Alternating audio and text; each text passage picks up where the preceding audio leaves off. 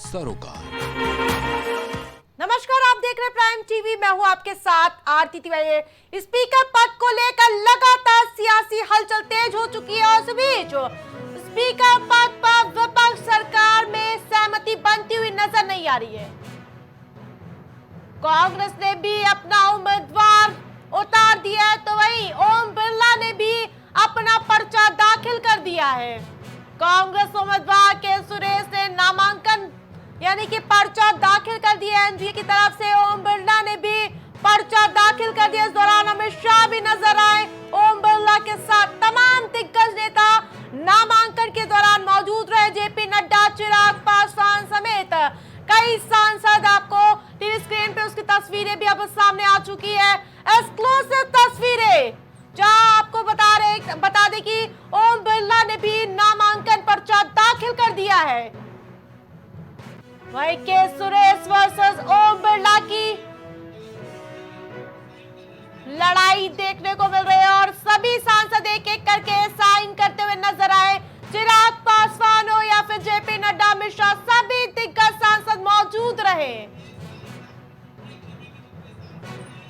वहीं इस दौरान एनडीए के सांसद मौजूद नजर आए और सभी ने एकजुट होकर समर्थन देते हुए नजर आए। एक एक करके सभी ने सिग्नेचर किया है। आपको बता दें कि एनडीए लगातार जोश हाई नजर आ रहा। भले विपक्षी दलों ने अपना कैंडिडेट उतार दिया हो, लेकिन लगातार एनडीए अपना शक्ति प्रदर्शन दिखाता हुआ नजर आ रहा है।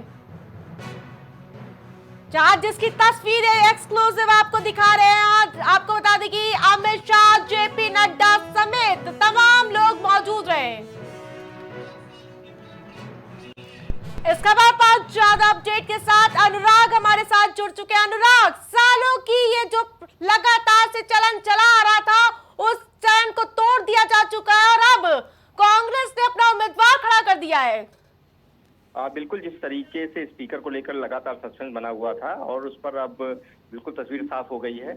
एनडीए की ओर से ओम बिरला ने नामांकन दाखिल किया है। वहीं विपक्ष की तरफ से बात करें तो के सुरेश विपक्ष के उम्मीदवार होंगे और कल ये चुनाव होना है, जिसमें साधारण बहुमत के जरिए स्पीकर का चुनाव होना है। एस सुरेश की बात करें तो मलविलकारा जो केरल है उनमें आता है, वहां से वो सांसद है। इसके अलावा ओम बिरला कोटा से सांसद रहे हैं। तो सबसे बड़ी बात यह है कि 2019 से लेकर के 2024 तक, इस तरह चुनाव से पहले तक ओम बिरला लोकसभा स्पीकर रहे। एक बार फिर से उनको एनडीए ने आजमाया है, उनको फिर से नामांकन पत्र दाखिल करने का मौका दिया है। और इसके अलावा के सुरेश को नाम को लेकर के लगातार अनुराग, जिस प्रकार से विपक्षी दल लगातार तल्ख तेवर दिखाता हुआ नजर आ रहा, तो दूसरी ओर एनडीए सांसद भी शक्ति प्रदर्शन दिखा रहे हैं। बिल्कुल, ये पहली बार होगा इतिहास में जब लोकसभा स्पीकर का चुनाव होने जा रहा है। तो ऐसे में जाहिर तौर से इस बार पक्ष और विपक्ष की बात कर लें, एनडीए और इंडिया ब्लॉक की बात कर लें, दोनों अपनी ताकत का मुजाहरा कर रहे हैं और इसी के चलते ही लोकसभा स्पीकर का चुनाव होने जा रहा है।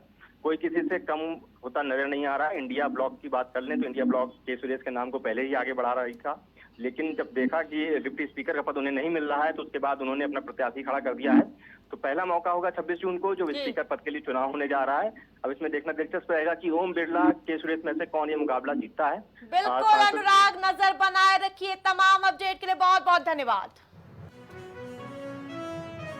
योगी कैबिनेट की बैठक में बड़ा फैसला लिया गया। आपको बता दें कि लगातार योगी कैबिनेट की बैठक चली थी। इस बीच 3 बड़े शहरों की सीमा विस्तार पर कैबिनेट की मुहर लग गई है। जहां लोक भवन ये बैठक चल रही थी, वाराणसी विकास प्राधिकरण में शामिल कई गांव होंगे। गोरखपुर विकास प्राधिकरण में कई गांव शामिल होंगे, यानी कि विकास लगातार देखने को मिल सकता है। प्रयागराज विकास प्राधिकरण में भी कई गांव जुड़ेंगे। गांव को शहरों से जोड़ने के लिए लगातार कवायद की जा रही है। तो वही योगी कैबिनेट ने कई अहम प्रस्ताव पर मुहर लगाई है। लोक भवन में मुख्यमंत्री योगी आदित्यनाथ की अध्यक्षता में कैबिनेट की बैठक हुई, जिसमें 3 बड़े शहरों के सीमा विस्तार पर कैबिनेट की मुहर लग गई है।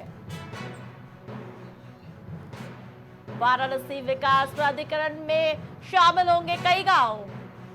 और अधिक जानकारी के साथ अनुराग हमारे साथ जुड़ चुके हैं। अनुराग, योगी आदित्यनाथ की अध्यक्षता में कैबिनेट बैठक हुई, किन प्रस्ताव पर मुहर लगी? अनुराग से हमारा संपर्क टूट गया है। वही आपको बता दें कि योगी कैबिनेट में बड़ा फैसला लिया गया है। 3 बड़े शहरों की सीमा विस्तार पर कैबिनेट की मुहर लग चुकी है।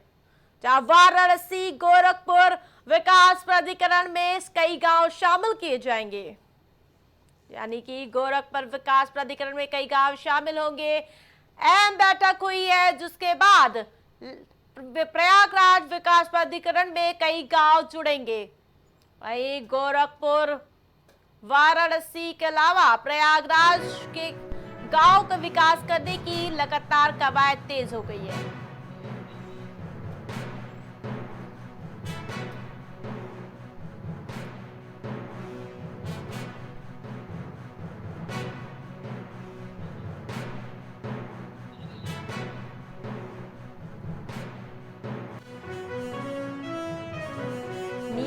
गड़बड़ी में सीबीआई ने 5 पर एफआईआर दर्ज की। आपको बता दें कि नीट पीजी गड़बड़ी मामले को लेकर बड़ी अपडेट बता रहे हैं। अब तक 25 लोगों की गिरफ्तारी हो चुकी है। एक तरफ लगातार मोर्चा खोल चुकी है विपक्षी तस्वीर। सीबीआई का बड़ा एक्शन देखने को मिल रहा है। सीबीआई ने गुजरात, बिहार और राजस्थान में एफआईआर दर्ज की है।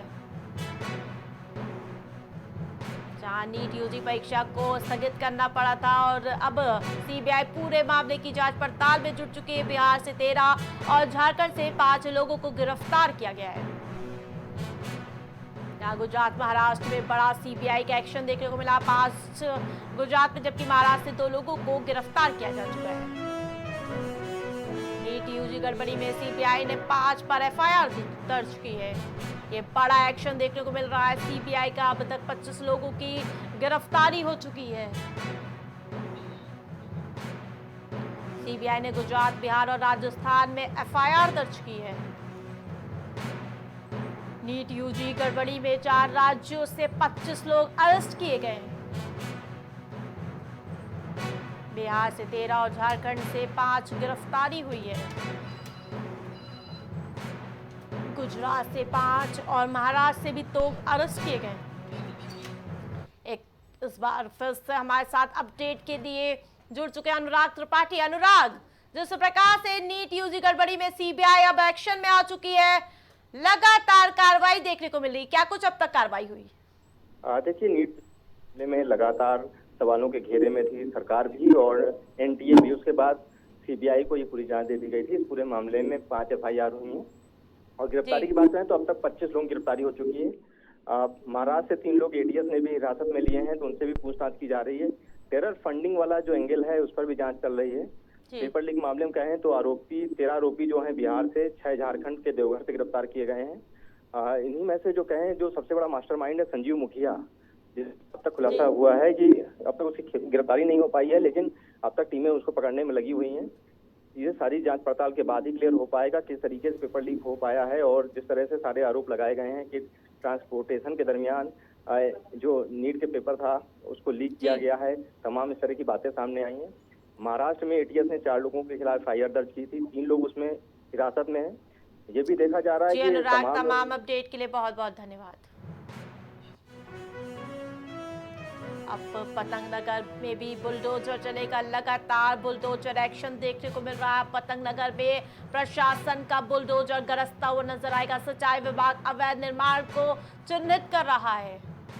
रिपोर्ट के बाद एलडीए शुरू करेगा कार्रवाई। लगातार बुलडोजर कार्रवाई देखने को मिल रही है। कुकरेल नदी क्षेत्र का अतिक्रमण हटाया जाएगा।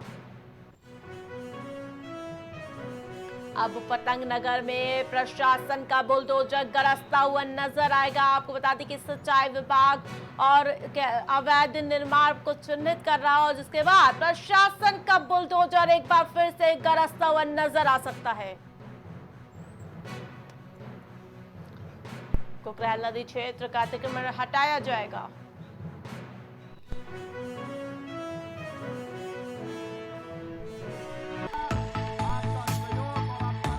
कुछ भाव पुष्प। आप देख रहे हैं प्राइम टीवी, सच साहस सरोकार। MGM Hospital and Research Center, Advanced Neuro and Spine Surgery Center, आपका स्वास्थ्य ही हमारी प्राथमिकता। पता Jhalwa Prayagraj. M planet digital world लेकर आया है इलेक्ट्रिक स्कूटर की दुनिया में नई क्रांति। बेहतर कंफर्ट, आधुनिक सुविधाओं से लैस रोड का नया बादशाह। इलेक्ट्रिक स्कूटी अपनाए, प्रदूषण को कहे बाय बाय। पता प्रोफेसर कॉलोनी, कमला नगर, आगरा। मस्तिष्क मनोरोग, नस एवं नशा मुक्ति के विशेषज्ञ डॉक्टर राकेश पासवान। पता Sitaram hospital, Darbhanga colony, Lowther road, Prayagraj. करी भोजपुरी के पहला story telling mobile app Yayavari via Bhojpuri play store से और डूब जाएं दुनिया भर के कहानियन के अद्भुत सागर में आपन भाषा भोजपुरी में। यायावरी वाया भोजपुरी, कथा कहानी आपन बानी। बच्चों के उज्जवल भविष्य के लिए चुने आदर्श जनता विद्यालय, गोला कस्ता रोड, उमरपुर, लखीमपुर खीरी,